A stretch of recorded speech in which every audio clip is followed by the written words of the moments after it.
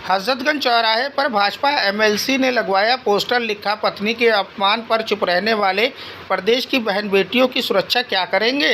आपको बता दें कि राजधानी लखनऊ में आज मंगलवार की दोपहर 12:15 के लगभग देखने को आया कि हजरतगंज चौराहे पर भाजपा एमएलसी सुभाष यदुवंश द्वारा एक पोस्टर लगाया गया तो बताया गया कि मौलाना साजिद रशीदी द्वारा सांसद डिम्पल यादव पर आपत्तिजनक टिप्पणी के बाद अखिलेश यादव की चुप्पी को लेकर यह पोस्टर लगवाया गया है, जिसमें लिखा है पत्नी के अपमान पर चुप रहने वाले प्रदेश की बहन बेटियों की सुरक्षा क्या करेंगे और धिक्कार है अखिलेश जी।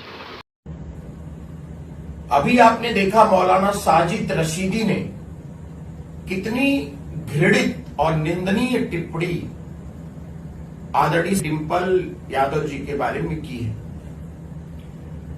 मैं 2 दिन से बड़ा स्तब्ध हूं और बड़ा शॉक्ड हूं कि उनके पति समाजवादी पार्टी के सुप्रीमो उत्तर प्रदेश के पूर्व मुख्यमंत्री श्री अखिलेश यादव जी इस पर एकदम मौन व्रत धारण किए हुए। इससे ज्यादा शर्मनाक बात कोई और नहीं हो सकती।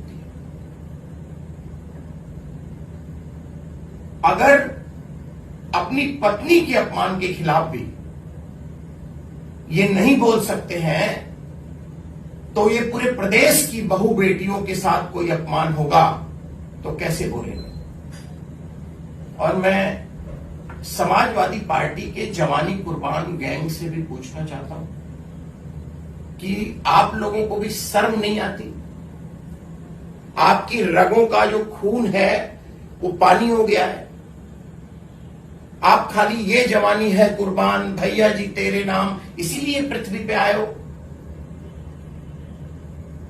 अब डिम्पल यादव जी यदुवंशी परिवार की बहू है, वो माननीय सांसद है, एक संवैधानिक पद पर है और एक हिंदू महिला है। एक शब्द तुम लोग उनके बारे में अपमान के खिलाफ नहीं बोल रहे। अरे सड़कों पर निकलो और मौलाना को मजबूर करो कि वो माफी मांगे।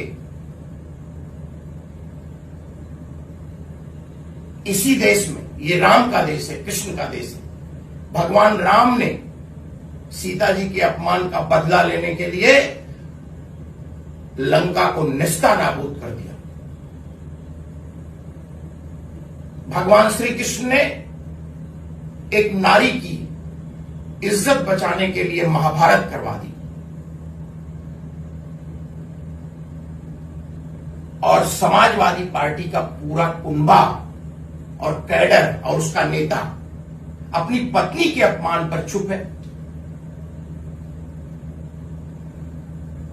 ये कभी यदुवंशियों के सच्चे प्रतिनिधि नहीं हो सकते। आप कृष्ण के वंशज नहीं हो सकते, आप कंस के वंशज हो।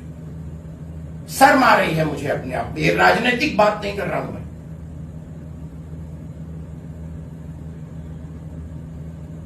और आप लोगों से नहीं अगर हो पा रहा है तो हम लोग माफी मंगवाएंगे, मुकदमा भी दर्ज होगा, जेल भी जाएंगे मौलाना साहब और उनके खिलाफ आंदोलन भी करेंगे।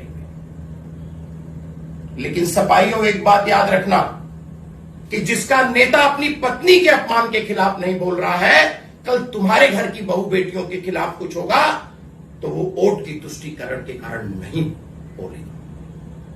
इससे ज्यादा शर्मनाक बात हिंदुस्तान की राजनीति में हो ही नहीं सकती।